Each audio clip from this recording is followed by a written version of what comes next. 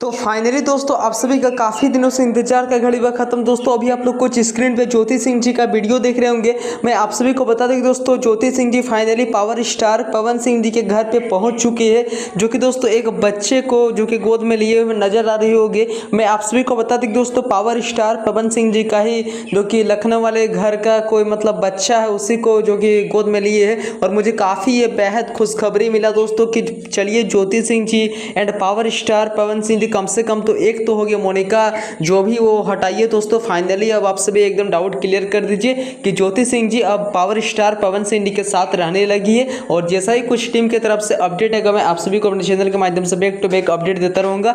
और दोस्तों अगर आप लोग ये वीडियो को फेसबुक पर देख रहे हो तो प्लीज़ पेज को फॉलो कर लीजिएगा, और अगर यूट्यूब पर देख रहे हो तो बेल आइकन को प्रेस करना नहीं भूलिएगा। मिलते हैं किस नेक्स्ट वीडियो के जैसे कुछ भोजपुरी इंडस्ट्री तमाम अपडेट है, मैं आप सभी को अपने चैनल के माध्यम से बैक टू बैक अपडेट देता रहूँगा। अगर दोस्तों आप लोग Jyoti Singh ji and power star Pawan Singh का सच्चे वाले फैन से मानते हैं तो प्लीज़ इस वीडियो को एक शेयर कर दीजिए, कमेंट कर दीजिए एंड लाइक कर दीजिएगा। मिलते हैं किस नेक्स्ट वीडियो के। Thank you.